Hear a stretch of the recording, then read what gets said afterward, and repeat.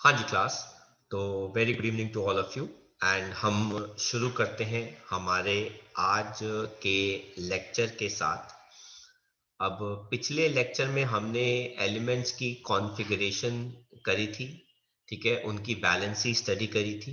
तो आज हम शुरुआत कर रहे हैं एक नए टॉपिक के साथ जिसका नाम है आइसोटोप्स। तो बेटा हेडिंग लिखिए आइसोटोप्स एंड मार्क कीजिए वेरी वेरी इंपॉर्टेंट।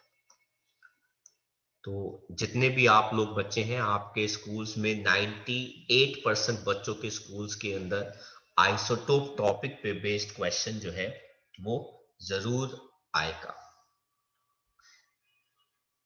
तो हम अब देखते हैं कि आइसोटोप्स जो है वो क्या होते हैं। ये वो एलिमेंट्स होते हैं जिनके एटॉमिक मासेस अलग होते हैं।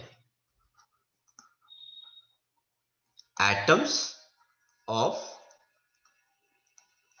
सेम एलिमेंट्स, मतलब एक ही एलिमेंट के ये एटम्स हैं जिनके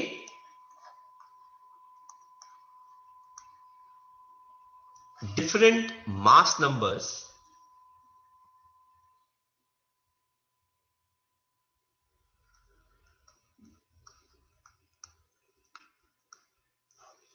लेकिन एटॉमिक नंबर सेम होते हैं।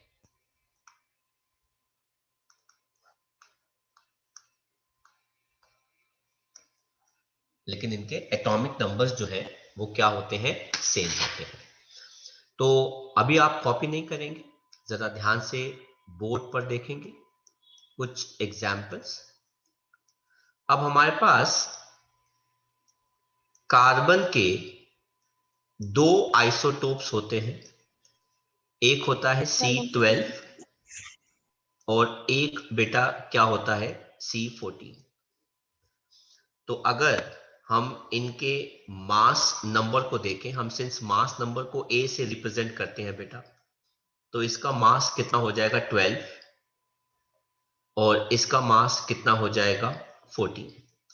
अगर हम इनके एटॉमिक नंबर की बात करें तो ये कितना हो गया 6, ये कितना हो गया 6। अगर हम इनके इलेक्ट्रॉन की बात करें 6 6। अगर हम इनके प्रोटॉन की बात करें 6 6। और अगर हम इनके न्यूट्रॉन की बात करें तो न्यूट्रॉन कैसे निकालते हैं, mass number minus atomic number. इसका मतलब है ये कितना हो गया 12 माइनस 6, जो कितना हो जाता है 6। और इस केस में हम कैसे निकालेंगे, mass number minus atomic number. 14 minus 6, तो ये कितना हो जाएगा बेटा 8। तो सर फिर आइसोटोप्स में ऐसी बात क्या है जो ये मास नंबर्स इनके डिफरेंट होते हैं? क्योंकि बेटा इनके अंदर न्यूट्रॉन्स का नंबर क्या होता है, डिफरेंट होता है। इनके अंदर इलेक्ट्रॉन्स सेम है, प्रोटॉन्स सेम होते हैं, एटॉमिक नंबर सेम है, पर बेटा न्यूट्रॉन डिफरेंट होने की वजह से इनके मास नंबर्स क्या होते हैं, डिफरेंट होते हैं। तो ये लाइन इसके अंदर बड़ी इंपॉर्टेंट हो जाती है। वो क्या है, सिंस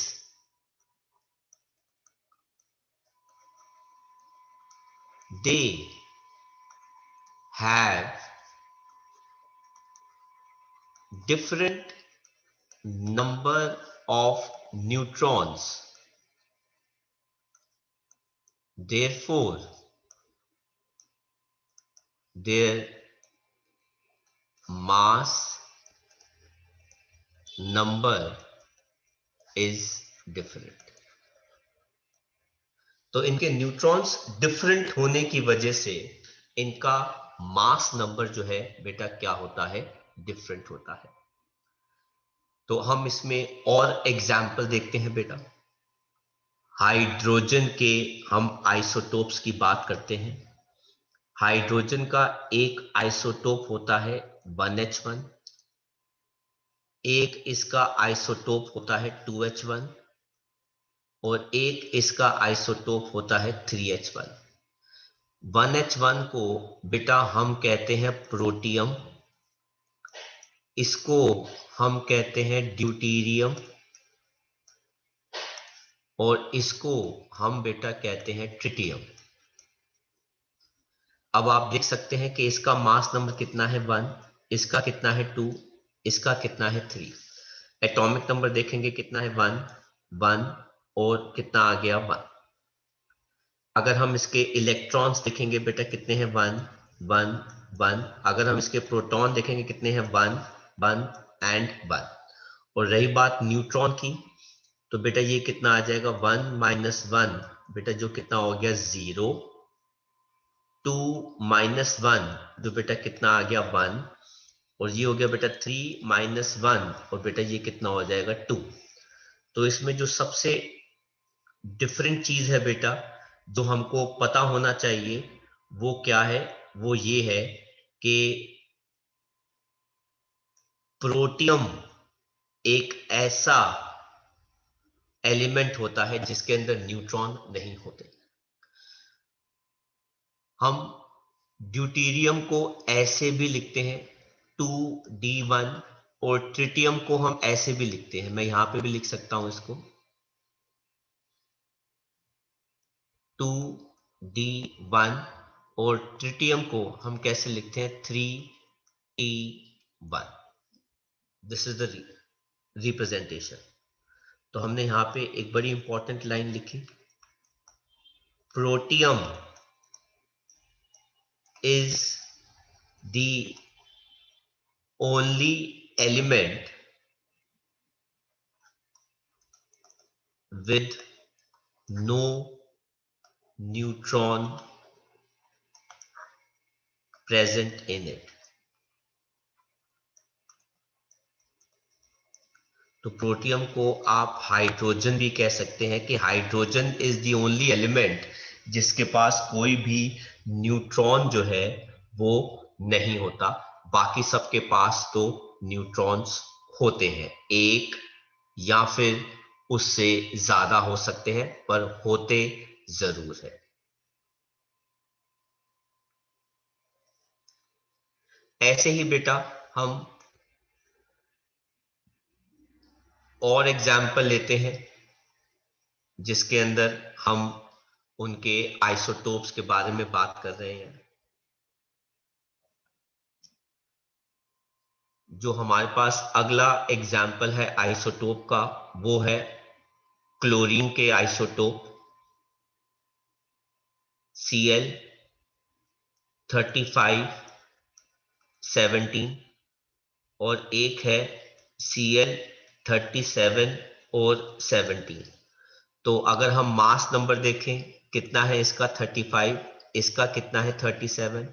एटॉमिक नंबर दोनों का ही सेम है 17 और 17। इलेक्ट्रॉन्स की बात करें तो इसके पास भी 17 इलेक्ट्रॉन्स हैं और उसके पास भी 17 इलेक्ट्रॉन्स हैं। प्रोटॉन्स भी इसके पास 17 है, इसके पास 17 है। और न्यूट्रॉन्स कैसे निकालेंगे 35 माइनस 17, तो बेटा ये कितने आ गए 18, और 37 माइनस 17 ये कितने आ गए बेटा 20। तो आप देख सकते हैं इनके न्यूट्रॉन्स जो है वो क्या है, डिफरेंट है। और हमारे पास जो आइसोटोप हम पढ़ सकते हैं जो हमारे से पूछे जा सकते हैं उनके बारे में, वो है ऑक्सीजन। उसके 3 आइसोटोप होते हैं 16O8, 17O8 एंड 18O8। तो अगर हम मास की बात करें 16 17 और इसका कितना हो गया 18। एटॉमिक नंबर सबका 8 है, इलेक्ट्रॉन्स सबके 8 हैं, प्रोटॉन्स सबके 8 हैं। तो इस केस में आप क्या निकालेंगे न्यूट्रॉन, तो बेटा वो कितने आ गए 8। इस केस में आप निकालेंगे न्यूट्रॉन तो बेटा वो कितने आ गए 9। और इस केस में अगर आप निकालेंगे न्यूट्रॉन तो कितने आ गए 10। तो हमको इन सब एग्जाम्पल से ये पता चला कि आइसोटोप्स के अंदर न्यूट्रॉन्स डिफरेंट होते हैं। आइसोटोप्स के अंदर न्यूट्रॉन्स का नंबर डिफरेंट होता है। आइसोटोप्स के अंदर न्यूट्रॉन्स का नंबर डिफरेंट होता है। इस वजह से इनके मास नंबर्स जो हैं वो क्या होते हैं, डिफरेंट होते हैं। और हमें ये पता चला कि हाइड्रोजन या प्रोटियम ही एक ऐसा एलिमेंट है जिसके पास न्यूट्रॉन जो है वो नहीं होता। बाकी सबके पास न्यूट्रॉन्स जो है वो एक या उससे ज्यादा जरूर होते हैं। तो आप कॉपी कर सकते हैं इस पूरे पार्ट को। तो जैसे कि बेटा मैंने आपको बताया कि ये टॉपिक काफ़ी ज़्यादा इम्पॉर्टेंट है और इसके एग्जाम्पल्स भी इम्पॉर्टेंट है और इसके साथ एसोसिएटेड कुछ टॉपिक्स भी इम्पॉर्टेंट है। तो इसके बाद हम नेक्स्ट जो टॉपिक कर रहे हैं वो है फ्रैक्शनल एटॉमिक मासेस। तो हेडिंग दीजिए फ्रैक्शनल एटॉमिक मासेस।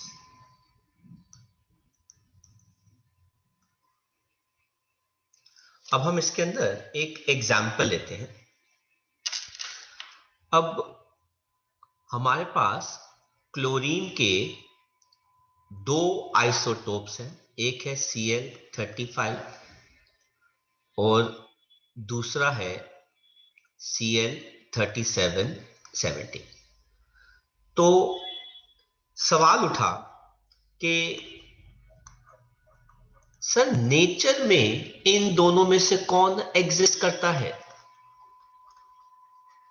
ये दोनों तो आइसोटोप्स हैं, पर नेचर में कौन एग्जिस्ट करता है? Cl35 करता है कि Cl37 करता है? तो बेटा नेचर अपने काम में काफी ज्यादा परफेक्ट है। उसने क्या किया, उसने इन दोनों की परसेंटेजेस कुछ ले ली। मतलब नेचर में जो क्लोरीन एग्जिस्ट करता है उसका मास कितना होता है बेटा? 35.5। बड़ी अजीब सी बात है कि एक तरफ हमारे पास Cl का आइसोटोप है 35 वाले मास वाला, एक तरफ Cl का आइसोटोप है जिसका मास 37 है, लेकिन नेचर में जो क्लोरीन है उसका मास 35.5 है। सर ऐसा क्यों? क्योंकि बेटा इस Cl35 के अंदर 35.5 के अंदर कुछ परसेंटेज 35 वाले का होता है और बाकी का परसेंटेज जो है बेटा वो किसका होता है? वो इसका होता है। तो सर ये हमें कैसे पता लगता है बेटा? हमारे पास टेक्निक्स होती हैं इन चीजों को फाइंड करने के लिए, ठीक है, पर हम वो परसेंटेज नहीं निकालेंगे, पर हम आपको अभी इसकी परसेंटेज बता रहे हैं कि 75% जो नेचर में क्लोरीन एग्जिस्ट करता है उसके अंदर 35.5 होता है और 25% नेचर में जो क्लोरीन एग्जिस्ट करता है उसके अंदर 37 आइसोटोप होता है। तो हमने क्या किया, कैसे निकाला? तो 75% of Cl35 plus 25% of Cl37, हम दोनों को निकालते हैं और देखते हैं कि भाई क्या वैल्यू आती है। तो बेटा मैं 75% निकाल रहा हूं मास 35 का और 25% मैं मास निकाल रहा हूं किसका? 37 का। अब बेटा ये 3 से कैंसिल हुआ, ये 4 से कैंसिल हुआ और हमने इसको मल्टीप्लाई किया तो ये आ गया 15, ये आ गया 105 डिवाइडेड बाय 4। जब हमने इसका 25% निकाला तो बेटा ये आ गया 1 जा, ये आ गया 4 से, तो बेटा ये आ गया 37/4।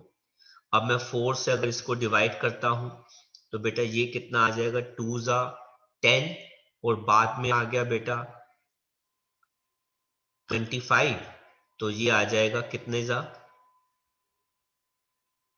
6, 24 है ना, और ये आ गया 26.25। अगर मैं इसको निकालता हूं तो ये आ जाएगा 9.25। इन दोनों को बेटा मैं ऐड करता हूं तो ये कितना आ गया बेटा 35.5। तो देखो ऐसे हम परसेंटेज जो है एलिमेंट्स की निकालते हैं।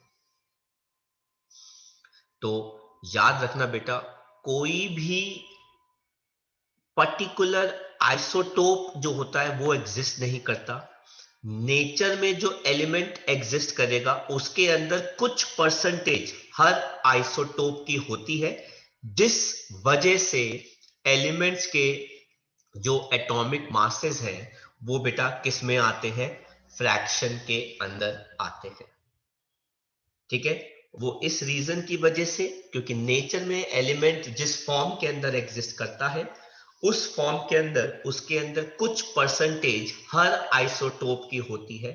जैसे Cl जो नेचर में एग्जिस्ट करता है उसका मास 35.5 होता है, क्योंकि उसके अंदर 75% Cl35 होता है और 25% Cl37 होता है।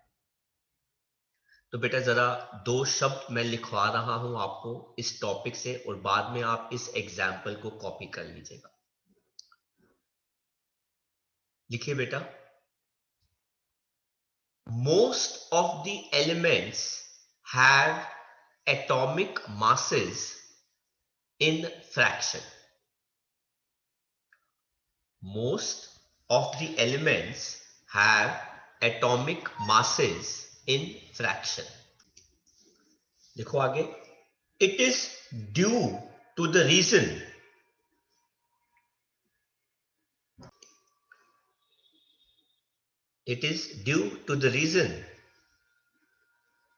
that some percentage of each isotope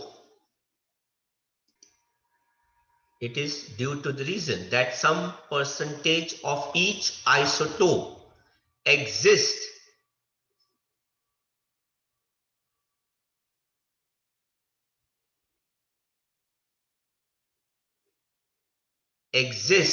in the element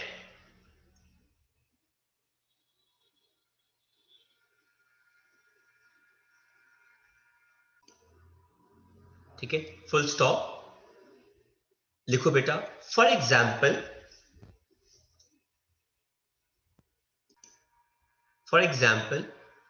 देखो, क्लोरीन हैज 2 isotopes,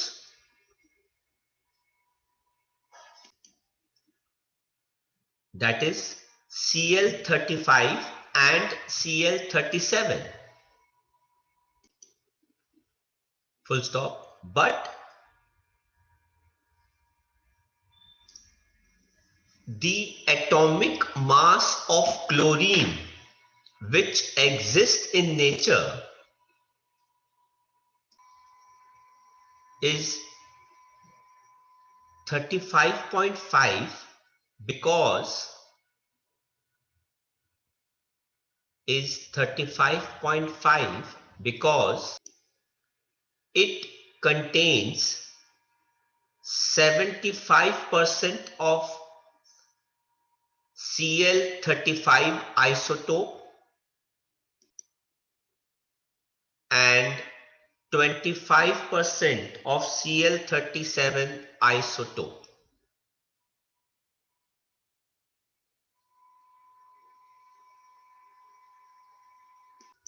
और उसके बाद आप ये कॉपी कर लेना।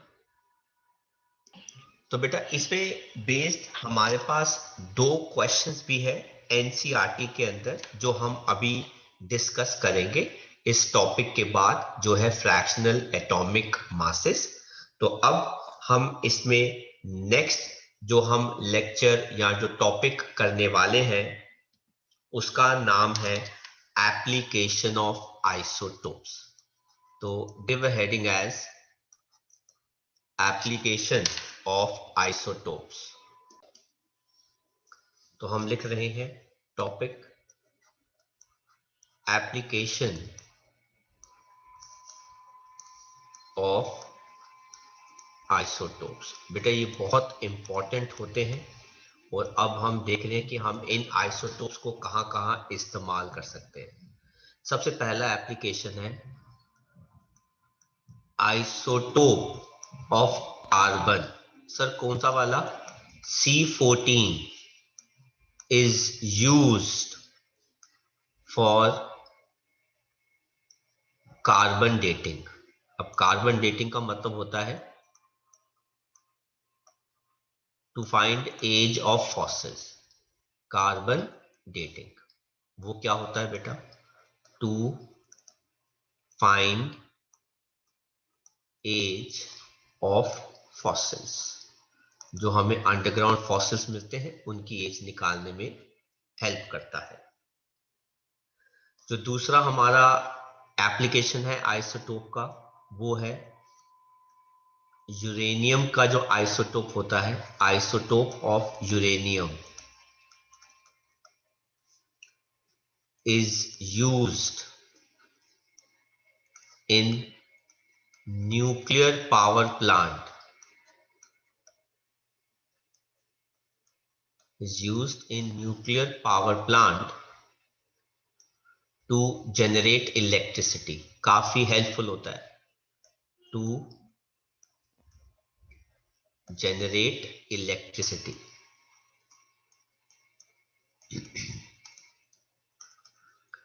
then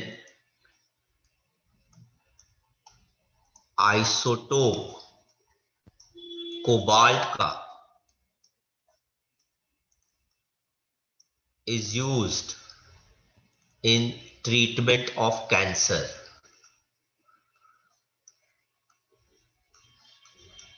तो देखो कितनी स्ट्रॉन्ग एप्लीकेशन है।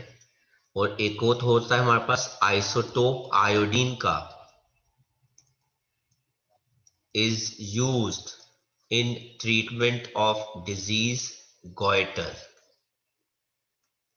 तो ये सारी आइसोटोप्स की क्या है एप्लीकेशन।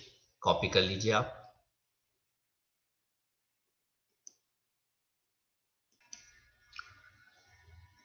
तो हम आगे शुरुआत करते हैं। हमारे चैप्टर का ये लास्ट टॉपिक है और इस टॉपिक का नाम है isobars.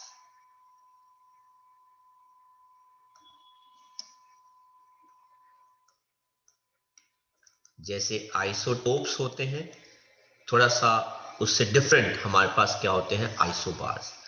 Isotopes atoms of same element होते हैं। आइसोबार्स क्या होते हैं? Atoms of different elements. Atoms of different elements same masses having same mass numbers but different atomic numbers। इनके मास नंबर्स सेम होते हैं पर इनके एटॉमिक नंबर्स जो हैं बेटा वो क्या होते हैं? डिफरेंट। जैसे कार्बन C14 एंड दूसरा जो है वो है नाइट्रोजन।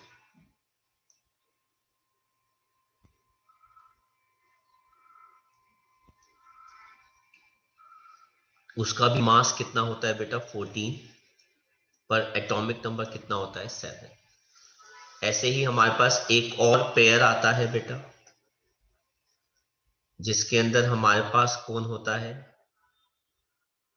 आर्गन, जिसका मास कितना होता है? 40। एटॉमिक नंबर कितना होता है? 18।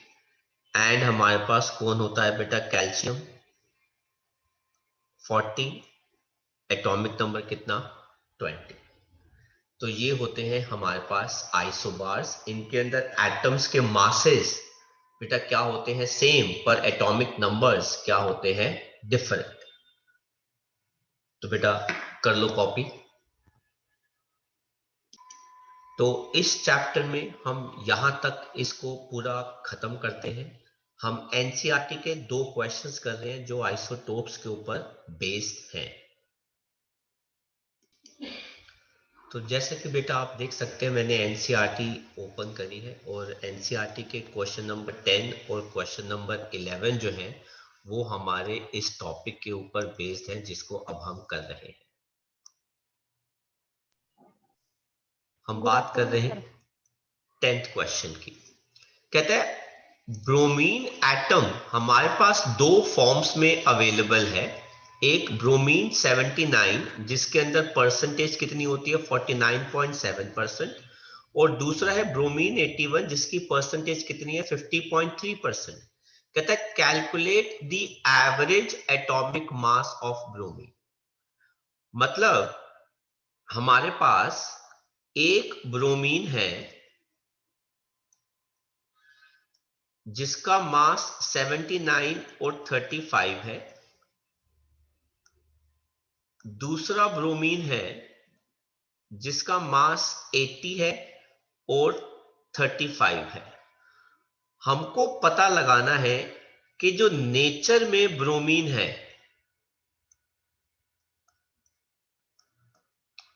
इसका मास कितना है, क्योंकि नेचर में जो ब्रोमीन है उसके अंदर कुछ परसेंटेज इसकी है जो वो हमें कह रहे हैं 49.7% और बाकी परसेंटेज इसकी है जो कितनी है 50.3%।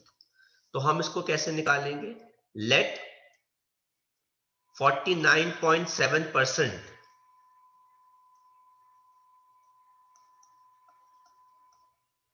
किसका हो जाएगा? Br79 का प्लस 50.3% किसका हो जाएगा? Br81 का। तो आप मुझे 49.7% 79 का निकाल के बताएंगे और आप मुझे 50.3% किसका निकाल के बताएंगे? 81 का। ये 2 वैल्यूज आएंगी x और y, उनको हम ऐड करेंगे तो जो हमारे पास मास आएगा वो नेचर में जो ब्रोमीन है उसका एवरेज एटॉमिक मास होगा। नेचर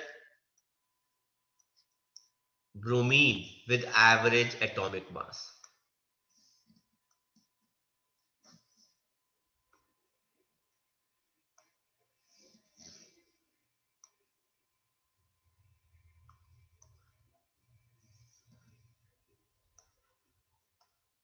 ब्रोमीन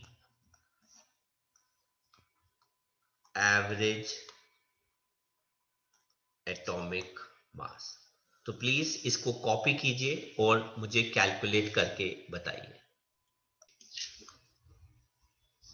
तो कोई मुझे बताएगा बेटा कि ये सॉल्व करके कितना आ रहा है ये वाला पार्ट? So it's 80.006 U. वो तो बेटा ये वाली वैल्यू आ गई ना, 80 Yes, sir. Point double 0006 you. तो अप्रोक्सीमेटली कितना हो गया? 80 यू ही हो गया है ना। उसको हम 80 ले लेते हैं, ठीक है, क्योंकि हमने 0.006 यू को कर दिया निगलेक्ट। ये वाली वैल्यू कितनी आई है कोई मुझे बताएगा बेटा? 49.7% ऑफ 79। Sir, 39 to 26.3 upon 100. कितना बेटा ये वाला? 39 26.3 upon 100. 39.263. 39.263 एंड इसको सॉल्व करके कितना आ रहा है बेटा हमारे पास?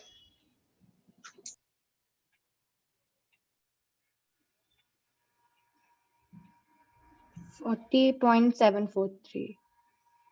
40.743।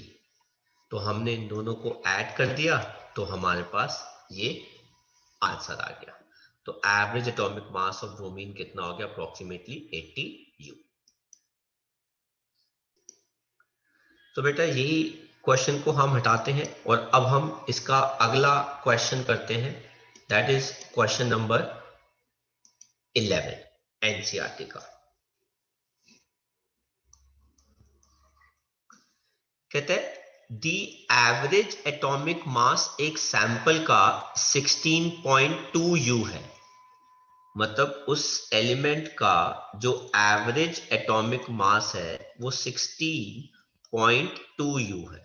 सो this is the average atomic mass. And कहता है इनके दो आइसोटोप है X16 और X18। तो there is one isotope X16 8 और जो दूसरा आइसोटोप है वो है X18 8। कहते हैं what are the percentages of each isotope. तो मैं मान लूंगा कि लेट X16 की परसेंटेज जो है बेटा वो कितनी हो जाए X%, और इस आइसोटोप की परसेंट जो है बेटा फिर वो कितनी हो जाएगी टोटल में से 100 माइनस X%। आई होप आपको लॉजिक समझ में आया, क्योंकि दो ही एलिमेंट है ना, तो अगर एक की परसेंटेज Yes, X sir. है ना, तो let the percentage of isotope X16 जो है बेटा वो कितना हो जाए X%, and the percentage of दूसरा आइसोटोप दैट इज X18, तो बेटा वो कितना हो जाएगा 100 माइनस X%। तो बेटा हम क्या लिखेंगे जरा ध्यान से देखो बेटा, X percentage of X16 plus 100 minus X% of X18 बेटा किसके बराबर आ जाएगा 16.2 U के बराबर आ जाएगा। इन दोनों के मासेस का जब हम एवरेज निकालेंगे वो 16.2 U आ जाएगा। तो बेटा ये कितना हो गया X upon 100 into 16 plus 100 minus X, since percentage है बेटा, डिवाइडेड बाय 100 इंटू बेटा ये कितना आ जाएगा 18, जो कितना हो गया बेटा 16.2। इसको बेटा अगर मैं सॉल्व करता हूं तो ये आ जाएगा बेटा 16x अपॉन 100 प्लस ये कितना आ जाएगा 100 माइनस x अपॉन 100 इंटू 18, जो कितना आ गया बेटा 16.2। अब मैं 18 को भी इससे मल्टीप्लाई कर देता हूं, ये आ गया 16x अपॉन 100 प्लस ये कितना आ गया बेटा 1800 माइनस 18x अपॉन 100, जो किसके बराबर हो गया बेटा 16.2 के बराबर। दोनों का एलसीएम 100 आ गया, तो बेटा 16x plus 1800 minus 18x divided by 100 is equal to 16.2। ठीक है, अब मैं 100 को राइट साइड पे लेके जा रहा हूं और इनको सॉल्व कर रहा हूं, तो बेटा मेरे पास ये आ जाएगा -2x plus 1800 is equal to कितना आ जाएगा 1620। तो मेरे पास ये कितना आ गया बेटा -2x is equal to 1620 minus 1800, जिसको मैं सॉल्व कर रहा हूं -2x is equal to -180, minus से माइनस कैंसल हो गया, तो बेटा x परसेंटेज कितनी आ गई 90%। So therefore percentage of isotope X16 बेटा कितना है 90%, and percentage of isotope X18 कितना आ जाएगा बेटा? 10%. 10% आ गया। 10%. तो 100 में से वो सब्ट्रैक्ट हो गया तो कितना आ गया? 10%। So this is how we can do this question, and I hope आपको समझ में आया, आप कॉपी कर सकते हैं। तो आई होप बच्चों आपको हमारा आज का ये लेक्चर अच्छा लगा, जिसके अंदर हमने इस चैप्टर के लास्ट टॉपिक पढ़े हैं। अच्छा लगा तो बेटा इस लेक्चर को लाइक करना मत भूलिएगा। आप इन लेक्चर्स को अपने फ्रेंड्स के साथ भी जरूर शेयर कर सकते हैं, ताकि वो भी अपने कॉन्सेप्ट को स्ट्रॉन्ग और बेटर बना सके। अगर आपके पास कोई डाउट है, कोई परेशानी है किसी चैप्टर, टॉपिक या क्वेश्चन को लेके, तो आप मुझे जरूर लिखें। थंबनेल्स पे मेरे नंबर जो है वो फ्लैश होते हैं, आप मुझे टेक्स्ट कर सकते हैं, व्हाट्सएप कर सकते हैं।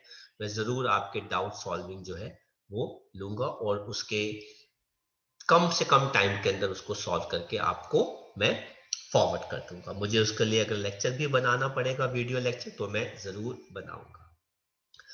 इसके अलावा अगर आपको हमारे टॉपिक के चैप्टर के रेगुलर अपडेट्स और नोटिफिकेशंस चाहिए, तो आपको इस चैनल को सब्सक्राइब करना पड़ेगा, क्योंकि मैं बहुत जल्दी इसके और भी लेक्चर जो है वो अपलोड करने वाला हूं। तो मिलते हैं हम अपने एक नए लेक्चर के साथ बहुत जल्दी। Thank you very much for watching our lecture. Take care, study hard, and bye bye from school of science.